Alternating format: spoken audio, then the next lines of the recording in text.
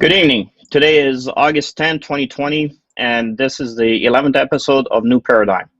I am your host, Sargis Sangari, the Republican nominee for U.S. Congress in the 9th Congressional District of Illinois. My guest today is Mark Vargas. Mark is a trusted advisor and a close confidant of some of the high-profile political and business leaders in America.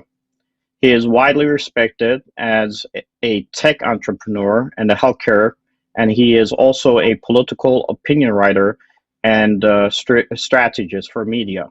In 2017, Mark and his business partners launched a startup in healthcare, and later in that same year, the Huffington Post featured their early stage company as an early innovator in regulatory technologies. The company continues to grow today with Mark as its president. Given Mark's exceptional leadership in the areas of healthcare in 2018, he assisted Mark Cuban with his 10P plan, which is a healthcare policy proposal driven by Cuban that proposes to drive down the healthcare costs and also expands affordability for all Americans that are uninsured. Mark is a Washington insider and a criminal justice advocate with close ties to senior West Wing staff in the White House. Mark successfully was able to engineer the campaign by the president for the former Democratic governor of Illinois, Mark Blagojevich, who had a 14-year sentence against him in 2016. Mark also worked in the primary as part of a political strategy information advisory campaign for the president of Mexico at that time.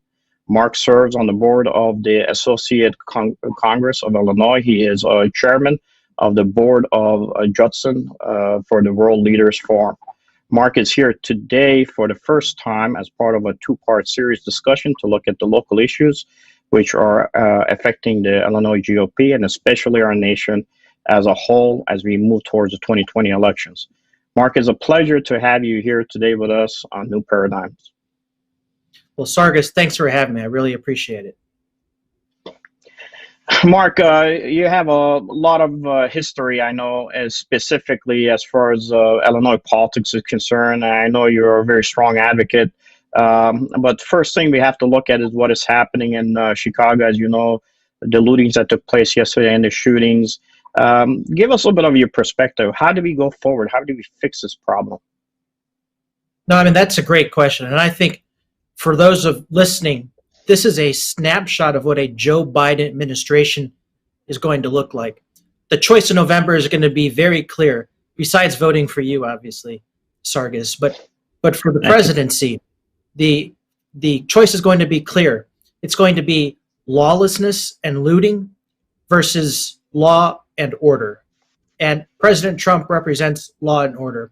And the violence here in Chicago, you could follow the steps, and it leads right to the failure in leadership of Governor Pritzker, the failure in leadership of Mayor Lightfoot, and clearly the failure in leadership of the Cook County State's Attorney, Kim Foxx. And it's clear that her inability to do her job and to prosecute to the fullest extent that the law allows her of these rioters and looters, the fact that she has not done that is further evidence as why we continue to see an escalation of violence here in Chicago, and particularly what we saw last night.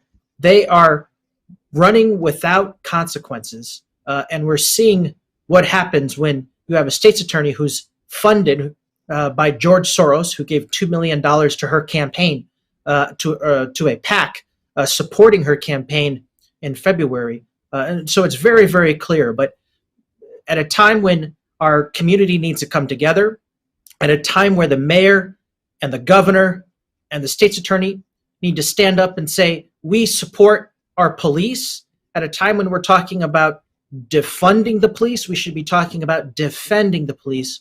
And until that happens, and until the mayor and the governor and the state's attorney step up, we're going to continue to see lawlessness here in the streets of Chicago.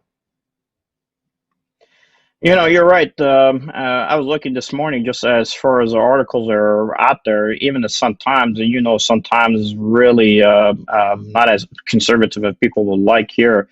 And it was really going after Kim Foxx. Even the mayor today, during her press conference with the governor, had no choice but to say, look, we need some support. These individuals have to be prosecuted.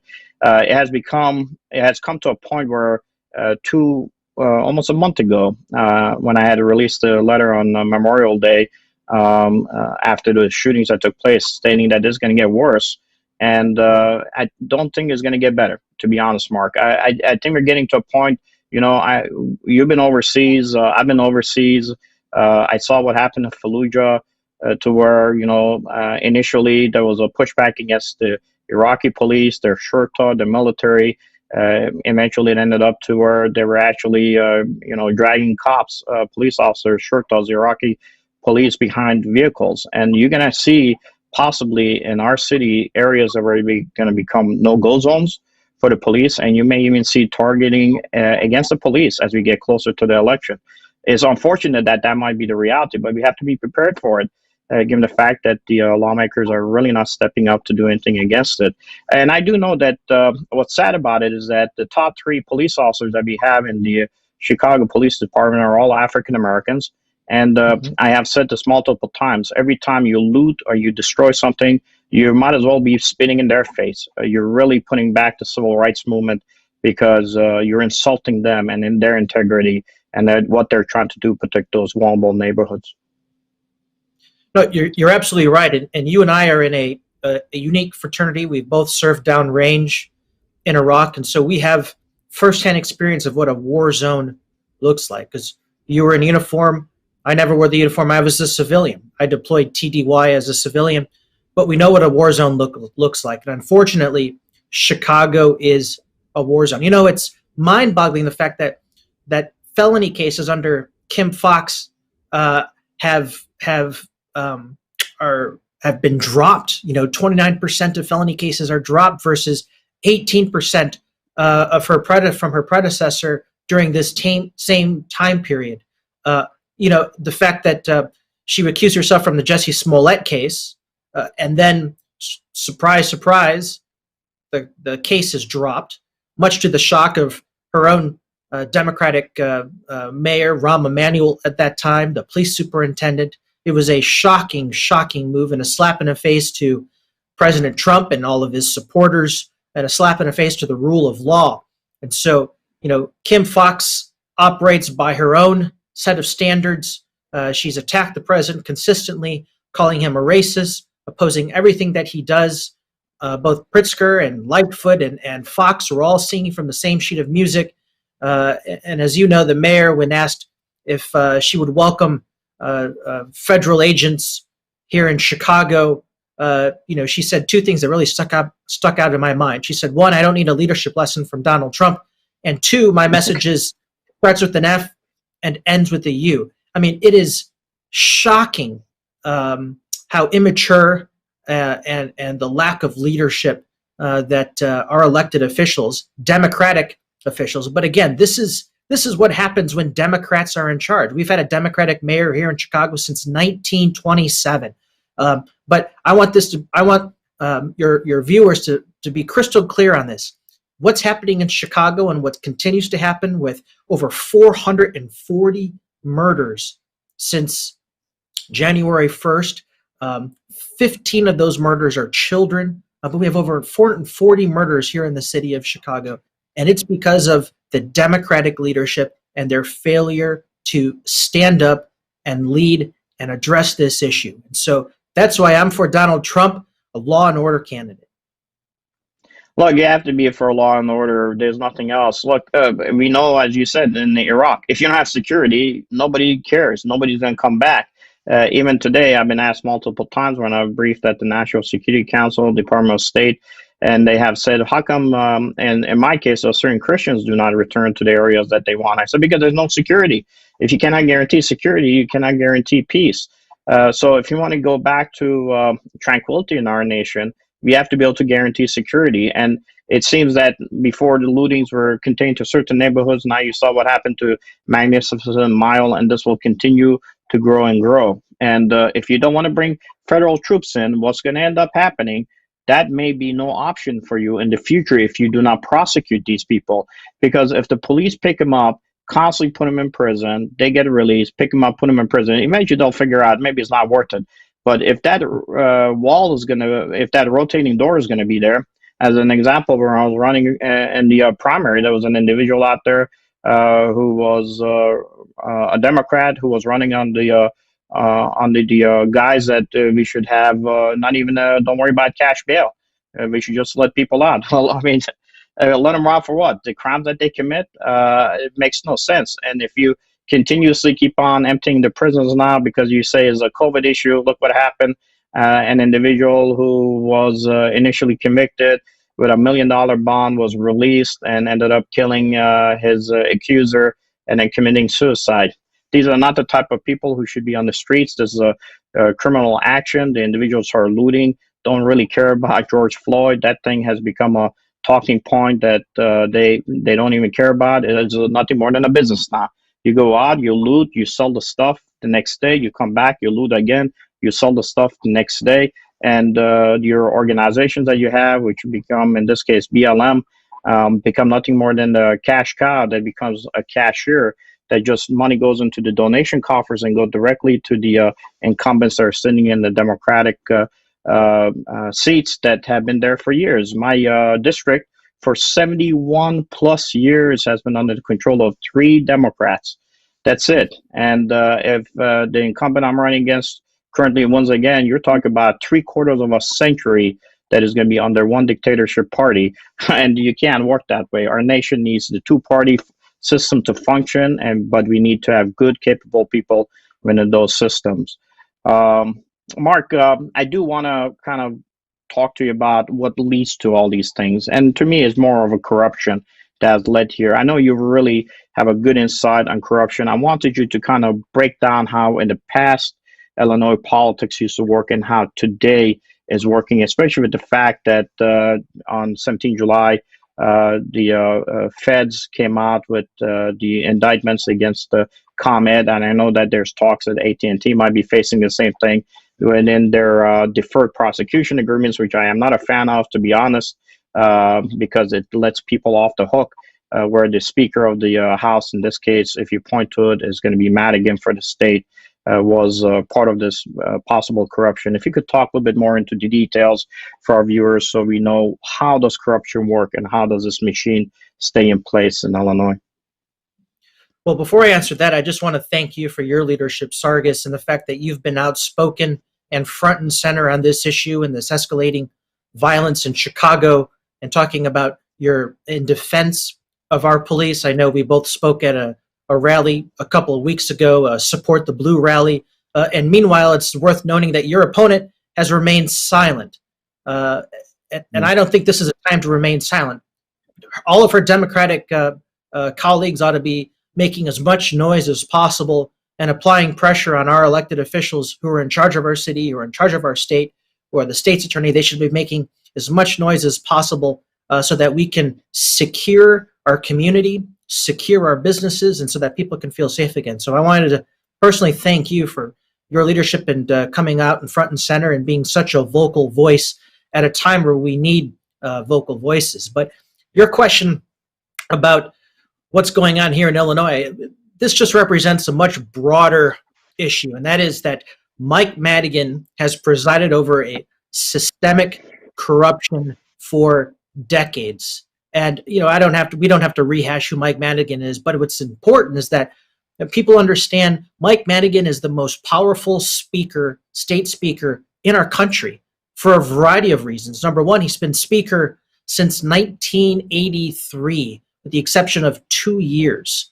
So for 37 years, he's been Speaker of the House. Since 1998, he's also been the chairman of the Illinois Democratic Party. He's the only speaker in the country that is both the legislative leader in the House as the speaker and the majority party's leader in the state, which means that not only does he control legislation for his day job, but he also controls all of the money for fundraising. So everybody has to come to him across the state has to come to Mike Madigan and ask for money. Not only does he give them money, but he supplies campaign workers, volunteers, direct mail pieces. That's all run out of Mike Madigan's operation. But The corruption that Mike Madigan represents, if you want to cut the head of the snake off in terms of corruption here in Illinois, you got to start with Mike Madigan because he's been here for so long. He's part of the system. But what's important for everyone to realize is, what does this corruption look like? It's not the typical corruption of necessarily bags of cash or bribes that we saw with Senator Sandoval or others. This is about what we call pinstripe crime, meaning what Mike Madigan does, this is how he operates, is Illinois is the highest tax state in the country. But there's a reason for that. And that's because these legislators are part-time, and what Mike Madigan does is he raises taxes throughout the state. And the reason why he can do this, he's the only person that can decide what legislation hits the floor. He's the only person. And another unique rule is, not only does he have complete control of the legislation, but he can also substitute committee members. So if he has a committee member that doesn't want to vote on a controversial issue in committee, Sargis, did you know that Mike Madigan has the ability to substitute that person out of that committee, put in someone who's in a safe district, who has a safe re-election, allow them to vote, and as soon as the vote's over, Madigan can replace that person back into their committee post. The power and control it's unimaginable, and he's been able to do this without anyone questioning him for decades. But what he does is he raises taxes. Why? Because what he's doing is now he's pushing business to his private company, his law firm. And what does he specialize in? Taxes. So what happens is, by raising taxes, it smokes out the corporations and individuals that can pay really hefty retainers. And then they go to Mike Madigan, to his law firm, Madigan and Getzendenner. And then what Madigan does is, for a price, he negotiates a lower tax deal for them so that they're not paying as much. And who hurts and who gets screwed in all of this? It's the everyday hardworking Illinoisan. That's why with ComEd, raise the rates on Illinoisans. Why? Because it meant more money for ComEd, more money for their shareholders. Raise the rates for AT&T, which means that Illinoisans have to pay more money now when they have an emergency. Why does he raise rates? More money for AT&T. And then in turn, for patronage jobs, Mike Madigan now has ComEd and other companies, because they are making money hand over fist, because he's only sponsoring legislation that boosts their bottom line. And in exchange, as we've seen in the indictments, that in the legal filings, that the idea is, let's keep Boss Madigan happy. And how do you do that? You provide ghost payrolling. You put his people in jobs making ungodly amounts of money for little to no work. But that's how this has operated for so long. And it's interesting is that at Burke, they all have tax companies. Why? Because they profit off their government positions. They use that money, and then they force people who can pay for it, pay consulting fees, pay big retainers. They force them to come back to them at their private business so that they can negotiate a lower rate. So Sargis, I can tell you that most of your constituents don't have that kind of funding that can go to Mike Madigan and pay him a couple $100,000 to reduce their property taxes. And he has done this for decades, and he's amassed a multi-million-dollar fortune from this. Everybody's gotten rich. And my last point on this, I think, is very interesting. Cullerton, who was the Senate president, he's been a Senate president for a long time. Did you know in 2017, Cullerton was named the lobbyist of the year? Lobbyist of yes. And this Unfortunately, yes. Only in Illinois can the Senate majority leader in his private practice win lobbyist of the year. And so it's outrageous that we've got all of these elected officials, Democratic elected officials, who are making tens of millions of dollars in the private sector and pocketing all this money on the backs of everyday hardworking Illinoisans. Well, look, it's a shame, but this is what happens. And now if you go and talk about the defunding of the police, a lot of people don't understand. At the federal level, when you look at how dollars work, if I have gone ahead and through Congress said money has to be used for this type of a project, that means that money has already been kind of allocated and has been used. So you go to the House Appropriation Committee, right? And you have to have a bill that passes specifically for that targeting. And when you have individuals saying, I'm going to take money out of this pot, I'm going to put it in other pots, if you looking at it to reciprocate what the federal government does and how dollars work based on U.S. code, you would have to send that back to the legislator, and the legislator, in this case, Congress, would have to reappropriate under a different bill to where it has to go. The problem is that a lot of people play with those dollars, right? So what they do, as an example, they'll carry individuals that are a ghost on the paperwork. But as long as they say, I'm going to be committing, officer so-and-so on so-and-so task force, but that officer is never committed, they still get paid for that head that they have. So I want to make sure I warn the people of Illinois and across the country, when people start talking about defunding the police, you cannot take the dollars from one pot, use them somewhere else. It doesn't work that way.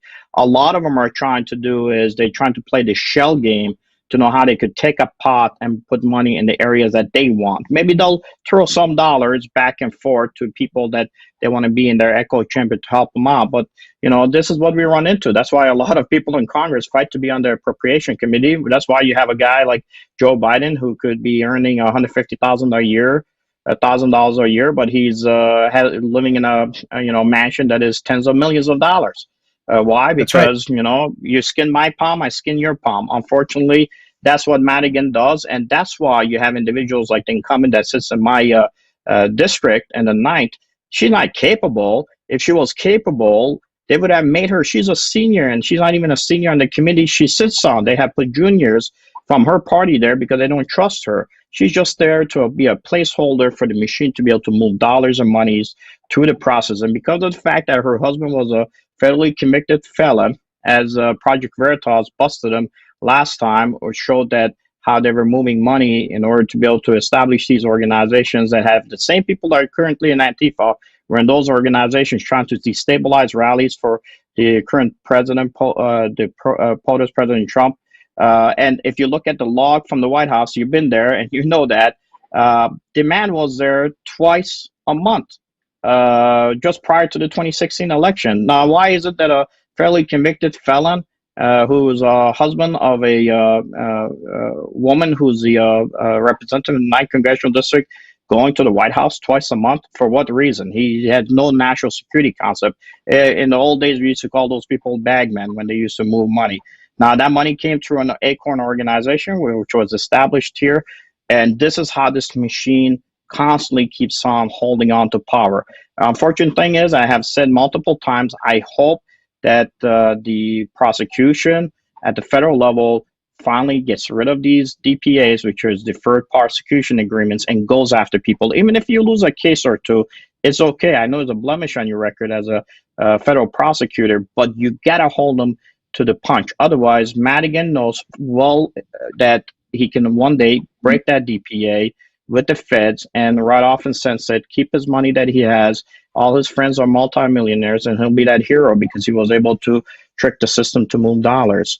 But I know that you had one individual, in this case, our former governor, Blagojevich, who was indicted. Many indictments came against him, but there was one indictment that stuck that was lying to the prosecutors or the feds. But he was able to, at least at his level, push some things at the executive level. They tried to, believe it or not, curtail some of this corruption. If you could tell us about the case, how did you end up operating on this case, and what ended up happening at the end? Yeah, no. Well, I just wanted to correct a wrong. I'm a Republican and actually worked against Blagojevich's reelection in 2005. Worked with Judy Bartopinka and her team. But after I read the case and studied and analyzed it, I realized that Rod never should have gone to prison, and I wanted to do something about it. And so I reached out to Patty and said, "You need to see results." And I was able to work my way into the president's most inner circle, and the same people that went after Rod Blagojevich in 2008 were the same people that going after President Trump, Mueller and Comey and Fitzgerald. But what's very interesting, I want to make this clear distinction. Both Blagojevich and Madigan have had the distinction of being public official A, but there's a very big difference. When public official A, Blagojevich, he never took a dime. Never took a dime. In fact, he signed an executive order saying that his family members, his sister-in-law, his wife, father-in-law, that they could not profit or make any money while he was governor, whether directly or indirectly. He tried to get Madigan to pass legislation, but Madigan refused to pass that legislation. Now we know why, because that would have cut out Madigan and his family. Madigan, all of his children, they're multimillionaires, and they're all working with companies and law firms and insurance agencies that currently do business with the state of Illinois. So his family has enriched themselves off of his position as Speaker of the House. And so this was never about bribes. This was never about money. He never sold the Senate seat. Rod was talking about legislation.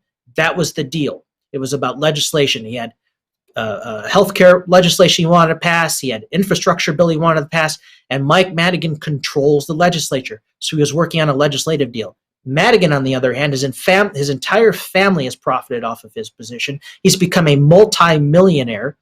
He screwed the Illinois citizens at the expense of lining his own pockets with higher tax rates and higher utility rates and higher rates for when calling for an emergency, 911. But it was very different. And so there's a clear distinction between Blagojevich and Madigan. And Madigan, actually, after he was reelected, Madigan wanted to impeach Blagojevich. The day after he was elected, he was sending out his people all across Springfield saying, we're going to impeach Rod Blagojevich. And several years later, he was impeached and removed. So if you're looking at a common denominator, Mike Madigan is obviously in that position. But it was an incredible moment to be there and to pick him up.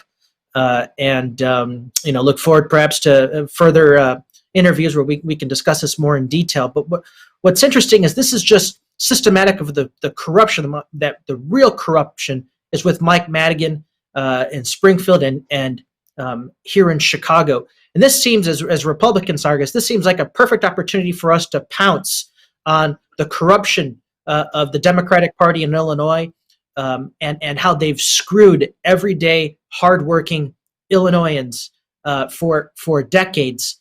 But I have to tell you, I'm really disappointed in our state party Republican leadership. And I hope it's all right. I want to kind of throw a question out to you. If you were head of the Illinois Republican Party, what are some of the things that you'd address, considering all the things that we're facing here? A lack of respect for police, violence, and this systemic corruption that Mike Madigan and others seem to preside over. That's a big question. I don't know if I can answer all of it in the time we have remaining, but I'll tell you one thing is that we're all responsible for what is happening, right? You can't just say Madigan did it on his own. Well, Republicans, where were you to counter him? Today, even if every Republican in Illinois wins, we're still not going to be able to take the House because we just don't even run people at all levels. And I think part of that is because a lot of people just want to see some more leadership. If I was put in charge of the Illinois Republican or the Illinois GOP here, the first thing I would do is I would pick up and I'd be on a plane or drive directly to Washington, D.C. I would go knock on the president's door and I would say, I want to see the president of the United States. Here's my credentials. Here's who I am. And I wouldn't leave until he met with me. And I would say, look, Mr. President, I have these kids. The kids are my children. My children are Lieutenant Colonel Sargis Sangari. My child is Mark Curran, who's running for state senate. I have another child named Tom McCullough, who's running at the state level. My children have tried their best to support the Republican Party. But the problem is I'm not getting the help that I need to be able to help them. They're doing it out of pocket. They have absolutely no money. I was in the U.S. military. When I turned on and I said to somebody, go to battle, take that objective, that individual could turn around and he was very capable of understanding, well, I have air support here, artillery support here, I have this backing.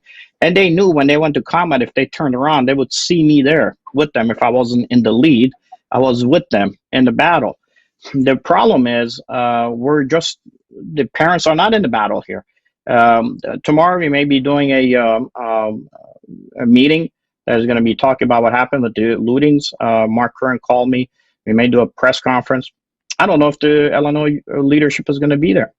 And if it's not there, that's where the parent has to be. We're children. The parent has to give us that advice. It needs to stay with us, be there during the good times and the bad times. If I'm the head of the GOP, if Mark Curran is down south, I'm going to be there. If at 12 o'clock midnight I have to come all the way up here because Sangari is doing another meeting, I'm going to be there. If somebody's running a podcast, I'm going to go stand with them. I'm going to stand with them during the good times and the bad times. And on the day of the election, the ones who win, I'm going to leave them alone. The ones who lost, I'm going to go stand with them.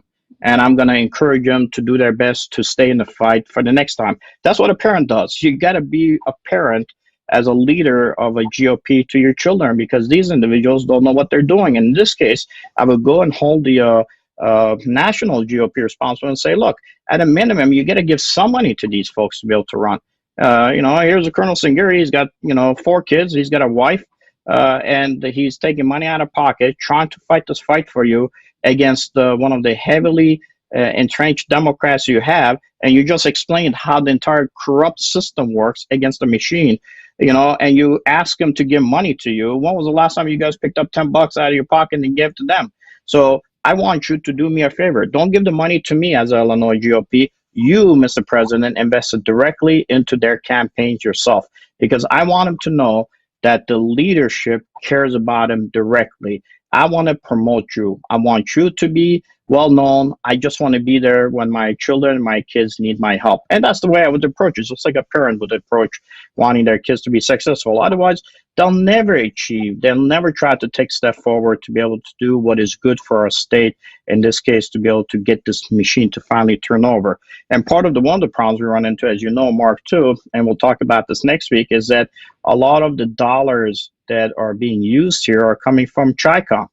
And the fact that these dollars, these businesses are tied through the Chinese government flowing through Illinois is worse than you could imagine. And I know we'll cover that next week when we're looking at the foreign policy piece. But, I got to tell Madigan and those guys, I don't know. I mean, at the end of the day, we're all going to get buried, right? You're not going to be able to take that money with you. So I don't know why you would constantly keep on promoting this corruption at the detriment of individuals. And we have a gentleman recently left the state, and he had to leave the grave of his 2-year-old child that was buried here. Why? Because somebody sitting in state house wants to keep their seat for another year, and you get a 70-plus-year-old woman who says that I'm more important than somebody who was an immigrant in this case, like Colonel Sangari, who fought combat battles for our nation, and who wants to bring a new, fresh perspective to things. I mean, it's sad, but it's the reality of it. With that said, Mark, I know we're running out of time. You get a busy schedule. I'm going to give you the last word, and we'll see you back next week again to discuss more. Well, I appreciate the opportunity to discuss several of these important issues and create this clear distinction that we're facing in November: law and order, or lawlessness and looting. And so I would encourage everyone to support Donald Trump, the law and order candidate, and to support Sargis Sangari. And so I'm going to do everything that I can, Sargis, to help you and those in the GOP ticket, because you're right, there's a lack of leadership at the state level for the Illinois GOP. And so that provides an opportunity, though, for those like us to step up and to provide assistance anywhere we can. So appreciate the opportunity. Look forward to joining you again here soon. Thank you, Mark. And before my campaign manager kills me, because every time he says you never ask for money, we need money, folks. If you see there's a QR on the bottom, it says donate to Vote Sangari. We're 80 some days left. I love the donations, whatever you can donate. But the sooner we have the donation, the sooner we can use it. The later we have the donation, it might be a little bit too late in the process, because 16 October is when early voting is supposed to start here. We do have the law and order candidates that are going to be on stage also on September 11. I think I have a flyer for it, if you could show that real quick. So we do have a group of individuals who stand with President Trump and do want to support him in the long run. I guess the flyer's not there. With that said, I know you're busy. I will look forward to seeing you next week, and we will discuss more about the other cases that you have won on behalf of individuals who were convicted falsely under the previous leadership and administration. God bless. Thank you for being here, and welcome and to New Paradigms. Thank you.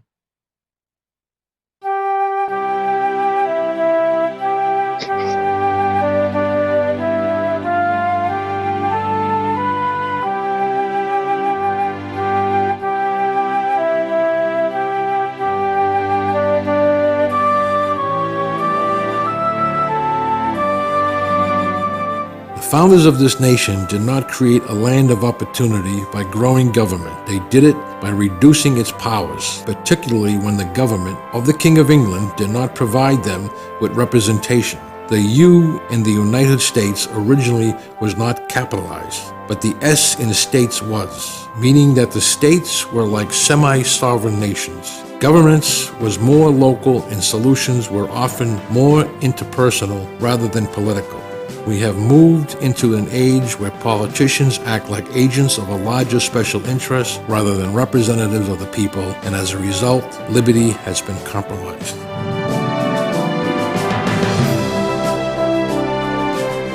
With your help, Lieutenant Colonel Sangari can fight this corruption and end this Middle Eastern non-democratic mentality of keeping an official in his or her seat for life, or replacing them by their own hand, pick subservient, and finally start focusing on collective American effort on actually representing the needs of all the constituents in the 9th Congressional District, including Democratic and Independent Americans, for our benefit, and not to advance the position of a single political party or person in our America again, advocating for honoring and empowering the American dream for all.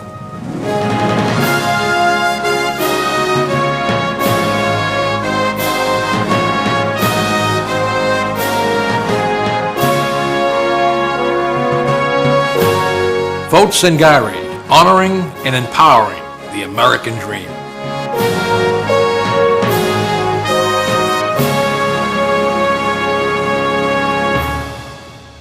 I am Sargis Sangari, and I approve this message.